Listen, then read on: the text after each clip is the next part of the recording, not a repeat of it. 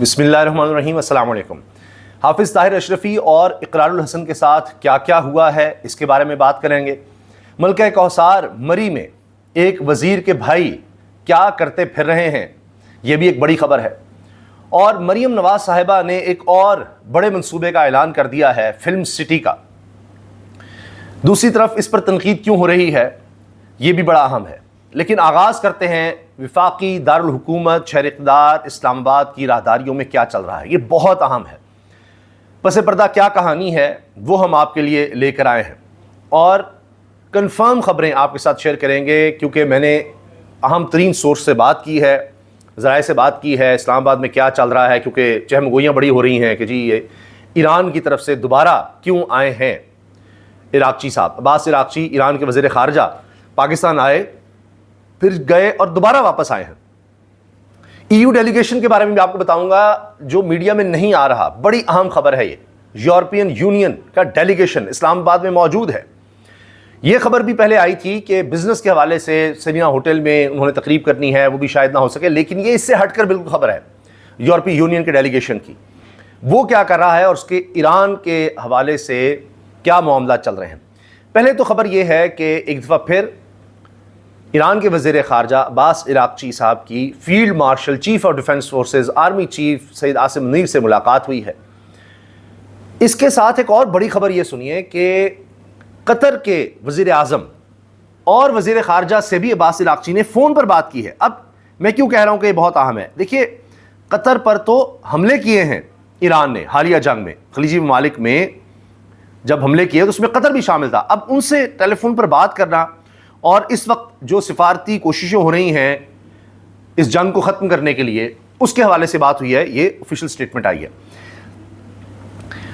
इराक़ची साहब जो हमारे सोर्सेज बता रहे हैं वो ये कहते हैं कि अब एक नए मुसव्वदे के साथ आए हैं, क्योंकि पहले जब ये आए तो जो कुछ ये लेकर आए, जो प्रपोजल्स लेकर आए, ट्रंप ने पहले कह दिया था जी मैं अपने बंदे नहीं भेज रहा, क्योंकि वो प्रपोजल्स बिल्कुल भी मंजूर नहीं थी अमेरिका को।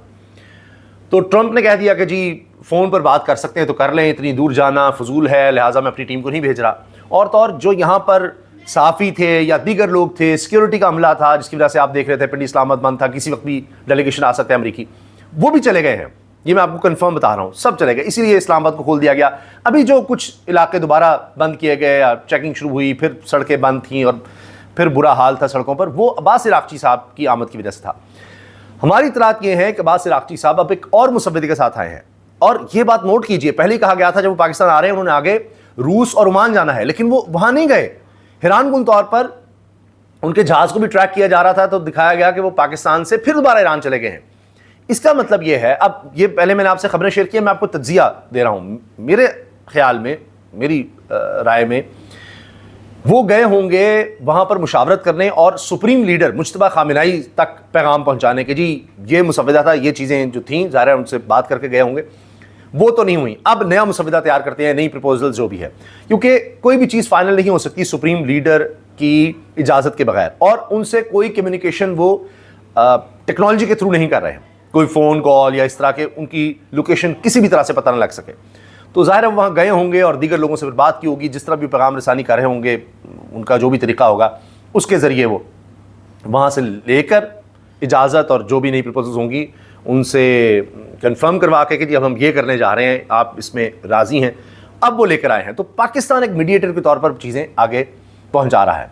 तो अब देखना यह है कि इसके बाद क्या होता है, क्योंकि अब जो भी होगा, अगर अमेरिका का डेलीगेशन आता है, जब भी आए, वो अब चीज़ें फाइनल होने के बाद ही आएगा, सिर्फ साइन करने बस। यहाँ से मुसव्वदा जाएगा, वो उसको कहेंगे अच्छा इसमें ऐड कर लें, अमेरिका का आएगा, जब वो एग्री हो जाएगा फिर ही अगर आना है वफूद ने तो फिर तभी आया जाएगा। तो ईरान का सिर्फ वक्त अब क्यों आ रहा है, अमेरिका का क्यों नहीं? क्योंकि उसकी वजह यह है कि पहले अमेरिकन डेलीगेशन आया था तो ईरानी डेलीगेशन आखिरी वक्त तक नहीं आया। यानी उनके आने से मुराद ये कि उनकी तरफ से तो हामी थी कि जी आ जाते हैं, तो इन्होंने इनकार कर दिया, दूसरा राउंड हो ही नहीं पाया।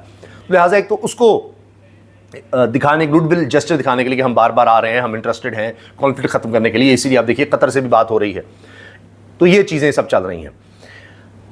मैं आपको मज़े की बात बताऊं कि ईरान के सरकारी टीवी से खबर आती है आर्मी चीफ की और ईरानी वज़ीर ख़ारजा की मुलाकात की। इसमें भी सीखने के लिए बहुत कुछ है पाकिस्तान के लिए, कि किस तरह मुख्तलिफ सफारत खानों से ये खबरें चलवाते हैं ایران کی سرکاری خبریں، اور وہ جن کا کوئی تعلق نہیں ہے، کہیں کوئی افریقن ملک میں کہیں ان کے سفارت خانے سے، ایرانی سفارت خانے سے خبر آ جاتی ہے یہ ہوا وہ ہوا، پوری دنیا کو انگیج رکھنے کے لیے. خیر اس میں ڈیٹیل میں جائیں گے تو بہت طویل ہو جائے گی ویڈیو، پھر کبھی بات کریں گے.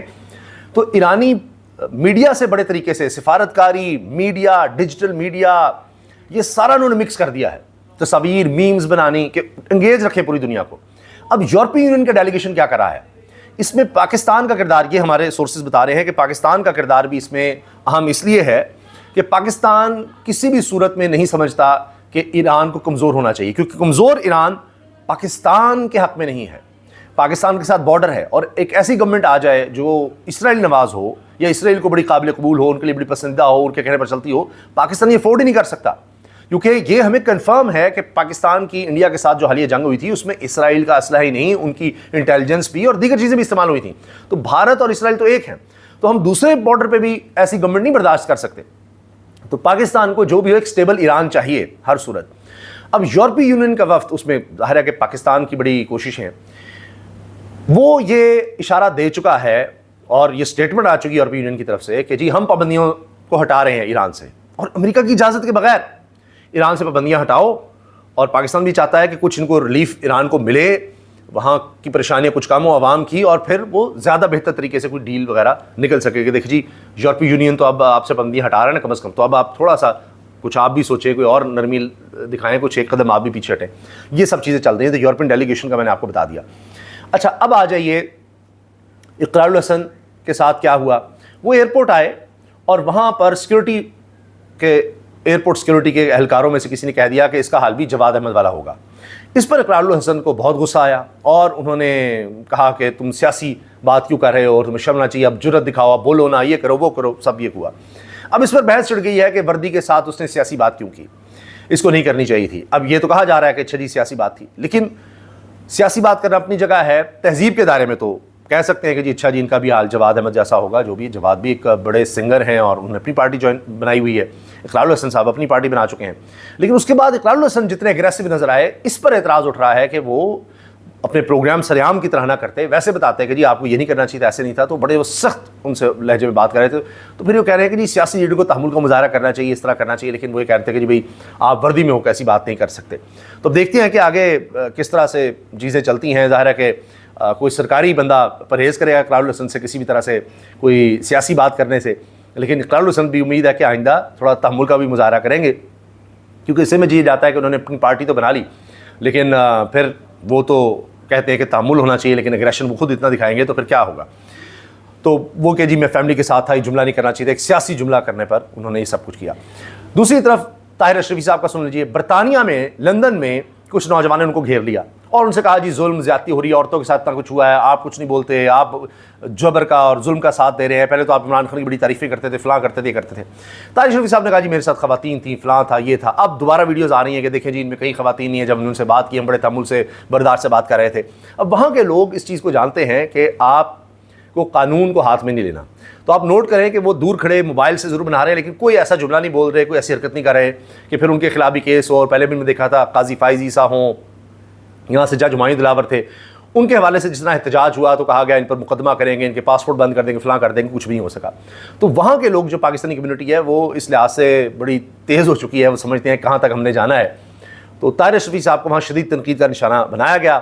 اور پھر طاہر اشرفی صاحب جواب دیا کہ جی میں خود نہیں گیا تھا، میرے پاس آئے تھے عمران خان کے لوگ اور مجھے انہوں نے پھر کابینہ میں شامل کیا.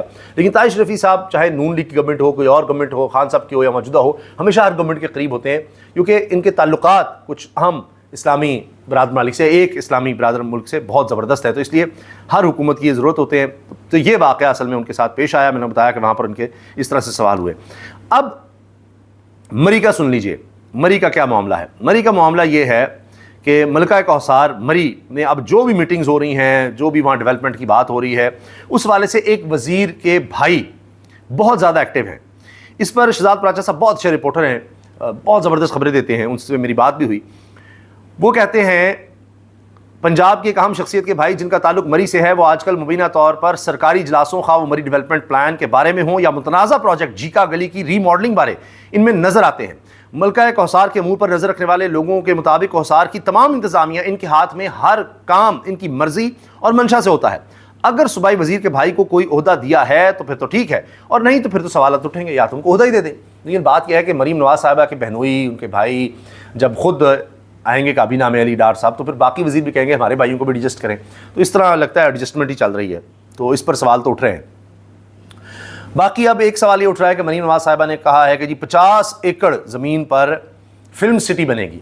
اب انسان سر پکڑ لے کہ ابھی آپ 35 ارب روپیہ صحت اور تعلیم کا کم کر چکے، 1.5 لاکھ اسامیاں بنیادی روزگار کی وہ ختم کر چکے، کہاں سے آپ نے ہاسپٹل چلانے ہیں، کہاں سے آپ نے اسکول کالجز چلانے ہیں، کیا کرنا ہے آپ نے، وہ آپ نہیں چلا پا رہے، لیکن آپ فلم سٹی بنا رہے ہیں۔ واہ واہ واہ، پرائرٹیز چیک کریں آپ، اور 50 ایکڑ میں، تو یہ ہمارے ہاں ہو رہا ہے۔ بھئی ضرور وہ بنائیں، لیکن پہلے آپ کے پاس دیگر وسائل تو ہو جائیں۔ یہاں تعلیم، صحت، سیکورٹی، یہ بنیادی چیز ہے، وہ ہم سے ہو نہیں پا رہی، اور ہم بنانے چلے ہیں جی فلم سٹی، کہ جی ہم فلمیں بنانے کے لیے کوئی آپ کو ایک سہولت دے دیں۔ وہی پروجیکٹس پہ پروجیکٹس لانچ کرتے جاؤ، اور آگے دوڑ پیچھے چوڑ، وہ چل نہیں رہے، جو پہلے ہیں وہ چل نہیں پا رہے، یہ تو ہمارا حال ہو چکا ہے۔ ابھی آپ دیکھیں کہ جو پروجیکٹ ان کے بڑوں نے لگائے، اس میں ادنان عدل سینئر صحافی لکھ رہے ہیں حکومت نے ایک سال میں تقریباً 7 ارب ڈالر، 7 ارب روپیہ نہیں، 7 ارب ڈالر آئی پی پیز کو کیپیسٹی پیمنٹ ادا کی۔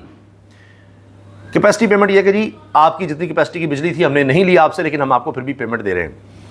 اس حساب سے 10 سال میں مجموعی رقم تقریباً 70 ارب ڈالر بنتی ہے، ملک کے بیرونی قرضوں کا نصف۔ اندازہ لگائیے، جتنے ہمارے اوپر بیرونی قرضے ہیں آدھا تو ہم نے اس طرح سے دے دیا ہے۔ یہ تو حال ہے، یہ سارا کچھ اب پاکستان میں ہو رہا ہے۔ تو بہرحال جی یہ اس وقت تک لیٹسٹ اپڈیٹس ہیں۔ اور اب ایک اور خبر میں آپ کو بتا دوں کہ حماد حسن صاحب سینئر صحافی ہیں، اور یعنی یہ ایسے صحافی ہیں جو ہر ایک کو لتاڑ دیتے ہیں۔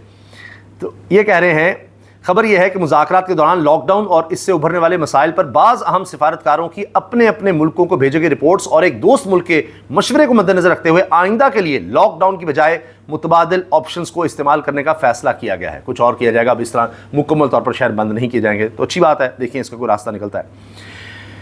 حامد میر صاحب کہہ رہے ہیں منسٹری آف فارن افیئرس کو ٹیگ کرتے ہوئے کہ جب وزیر خارجہ اسحاق ڈار صاحب نے میٹنگ کی، انہوں نے کہا جی کوئی بھی خبر ہوگی سرکاری طور پر چلے گی، باقی کوئی خبر اپنے سورسز سے نہ دیں، یہ نہ کریں، وہ نہ کریں۔ تو حامد میر صاحب کہتے ہیں کہ what about some experts who are associated with public sector universities and they criticise Iran? ان لوگوں کا کیا ہے جو ایران کو کرٹیسائز کرتے ہیں اور سرکاری یونیورسٹیوں کے ایکسپرٹ کہہ کے بٹھائے جاتے ہیں، ایکسپرٹ انورٹ کامرز میں۔ They appear on main stream media because they are considered very close to the in known sources. وہ کہتے ہیں جی اس لیے ان کو لایا جاتا ہے کہ وہ ان نون سورسز سے بڑے قریبی سمجھے جاتے ہیں۔ تو پھر ایران کے خلاف بات کرنے والوں کو کیوں بلایا جا رہا ہے، جب آپ کہہ رہے ہیں جی سرکاری طور پر جب تک کوئی اعلان نہ ہو، اسٹیٹمنٹ نہ آئے، اس کے علاوہ اپنی طرف سے کوئی خبریں دینے سے میڈیا اور صحافی پرہیز کریں۔ تو یہی ہو رہا ہے یہاں، تو آپ خبر نہیں دیتے، لیکن ایران سے خبر آ جاتی ہے پاکستان کی میٹنگ کی، ان کے اداروں سے، ان کی سفارتکاروں سے دوسری طرف سے آ جاتی ہے۔